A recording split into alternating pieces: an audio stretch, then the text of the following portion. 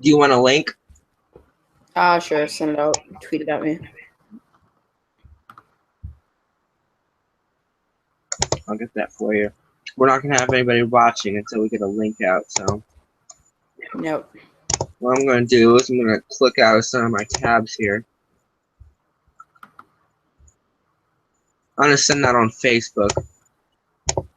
I definitely think if we can get some good VBV over portions of the marginal risk area up to the north, we could probably get a slight risk. I think there's a lot more that can take over for the VBV, but SPC has their own idea. Yeah. Yeah. I don't feel like it looks amazing, but it's something. It should be interesting to see how this works out. HRR does develop some pretty nice parameters over Southern Iowa already, even just at 17 Zulu, which is 12 p.m. Central Standard Time. Central Daylight Time. Sorry. Thank you. No, it's fine. Thank you. I was about to ask, actually. So, yeah. I think the best dew points are going to be over Southern Iowa, southeastern Iowa, and Illinois has 60 dew points. So not amazing, but it's definitely something to keep an eye on. As far as slight risk worthy, I'd say maybe low end slight risk possible, especially because the warm sector, it doesn't really match up with where convection wants to develop. Yeah. Yeah, for sure. The warm sector is definitely from over Illinois, but 70s, I guess, could support convection enough. Yeah. I agree very much. Something else that I'm gonna be watching is these updraft felicities. Those definitely looked good over the NAM 4KM. So it'd be interesting to see what we can develop just because of the updraft felicities. Yeah. What are those looking like?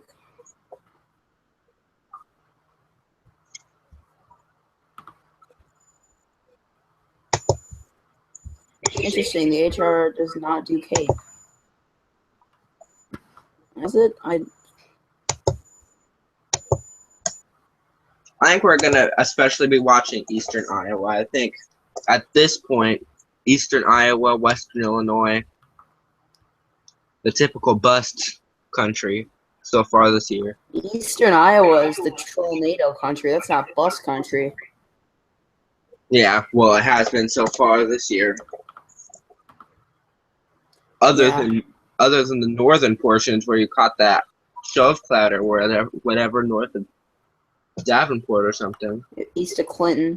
That actually turned out to be rotating wall cloud on that.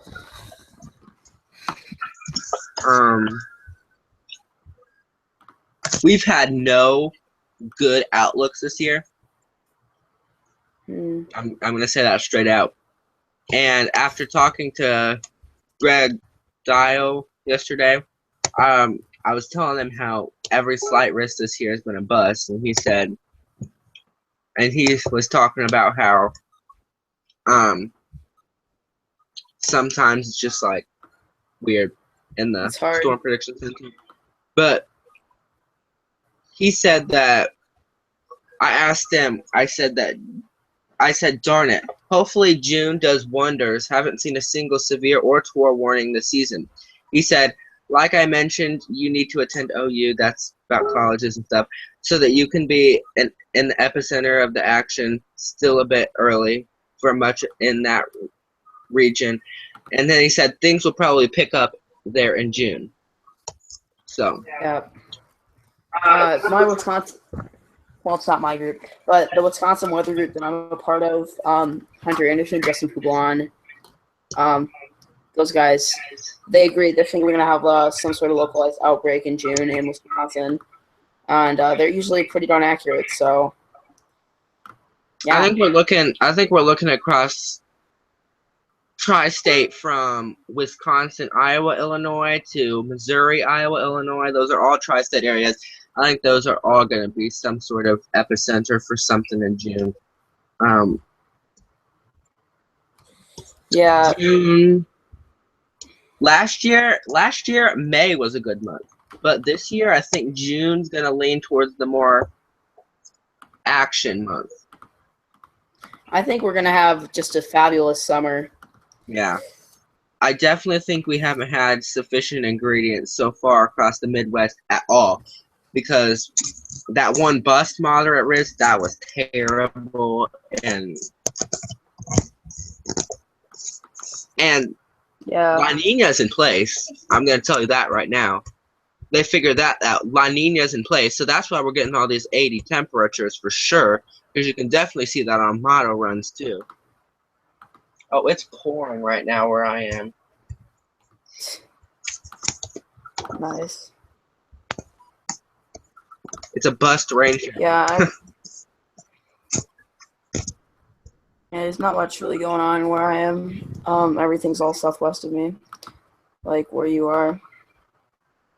I mean, it's just 1 hour old. Well, freaking update. What the heck is it doing? There we go. To be completely honest with you, I don't like anything tomorrow. I thought I liked it, but it's kind of. We may see strong thunderstorm, maybe small hail. Holy crap! We have 5 viewers. Wow. 6. Hello, everybody. Make sure to do the Q&A stuff. 7. Yeah. Make sure to let us know you're saying. Say hi. Say hi in the Q&A and stuff. Say hi. Let us know you're here. Yeah. Should they ask questions on Twitter or?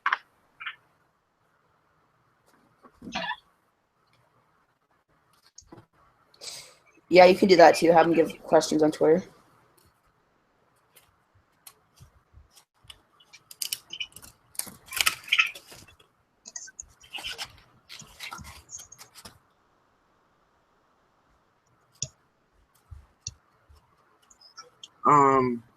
But yeah, Dr. Greg Forbes has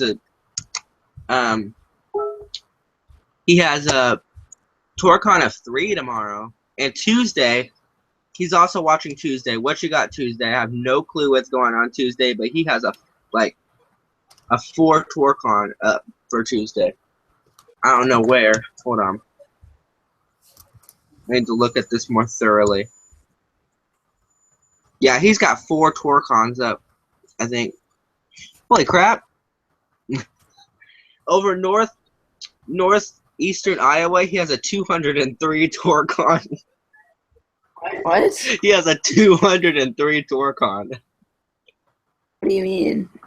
Yes. Okay, so Minnesota, there's a 3 TourCon. In Wisconsin, there's a 2 to 3 TourCon. 2 to 3 TourCon in Iowa, Nebraska, Illinois, Missouri. 3 TourCon in Kansas, Oklahoma. 2 to 3 in Arkansas. And then 3 in North Texas. And then there's a 203 in northeastern Texas. That's funny. They're all going to die. They're dead. Say goodbye to northeastern Texas. Texarkana and all of it. It's going to be wiped off the map.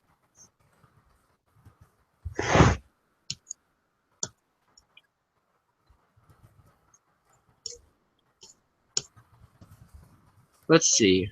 I just wanted to quickly, because we never get to it, briefly talk about tornado safety. I mean, not the best conditions to be talking about it, but I guess we could bring something up. Yeah. Got anything to start with? So, sorry, hold on. Just have a way to get warnings and stuff, all that jazz. Just one thing. You do not look tired at all. You look like you drink another 2-liter bottles of pop. Trust me, I am very tired.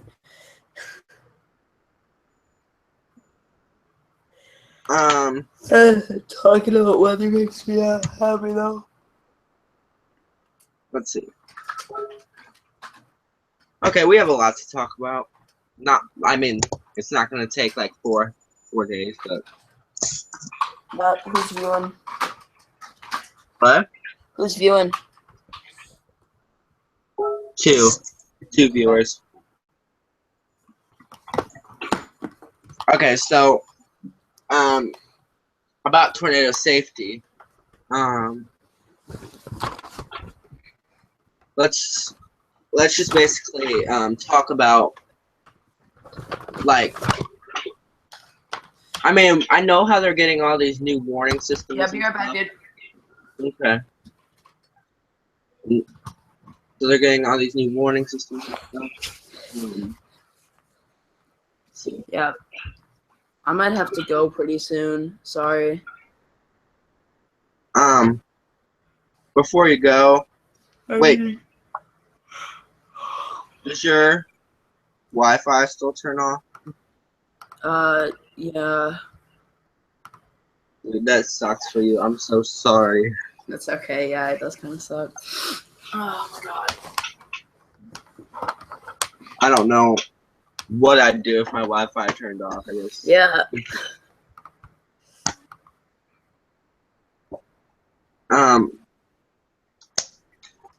That's all we have to talk about tonight, because I'm not about to talk about tornado safety, and then you have to go. So.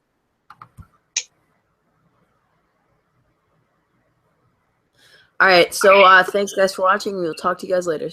Oh, Mesocyclone. Here we go.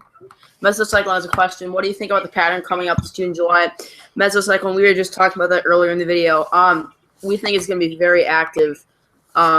We've had several people say it's going to be very active. WIWX team, Greg, Style.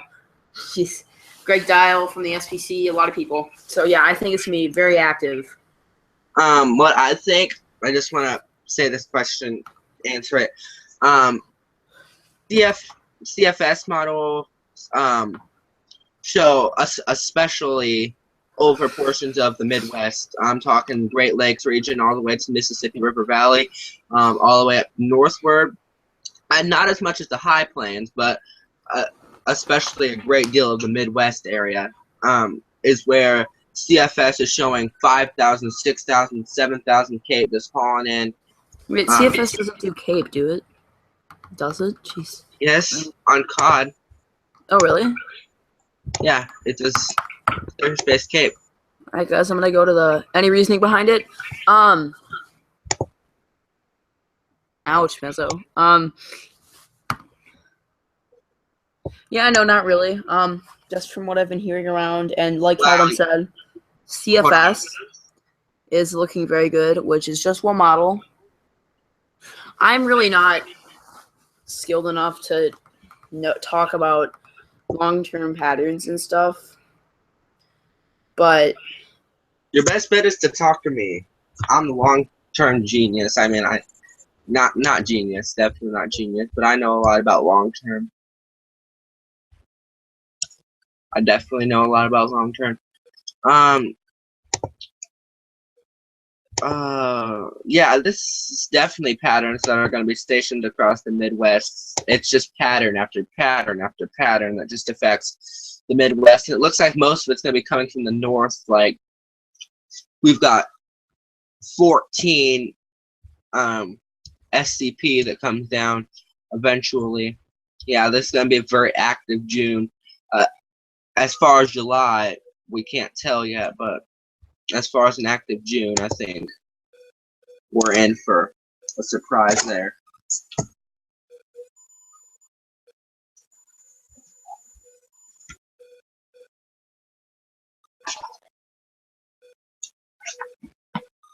Based on latest model runs, it looks especially just like a couple outbreaks that are individual, but it definitely looked good. The pattern set up sufficiently across the area, especially from the northern plains, from eastern Montana across the Dakotas, all the way down through, as far as the lower Ohio Valley, Kentucky, all Dixie country. That's where summer's gonna especially be kicking up there too. So thanks for watching. I'm gonna check the question portion one more time. So if you have any questions, comment those really quick.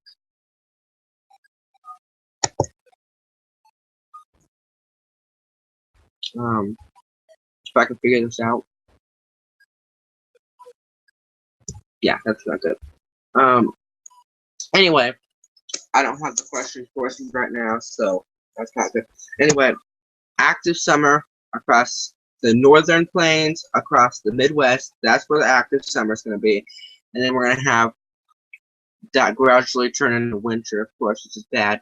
But with the transition between La Nina, I think if we have any outlooks that go on in the central high plains, it's going to be just bust after bust after bust, because we're never going to get enough energy up into the area to actually support any of those high, moderate, or high risks that go on in that area, especially from Nebraska way up to southwestern Iowa.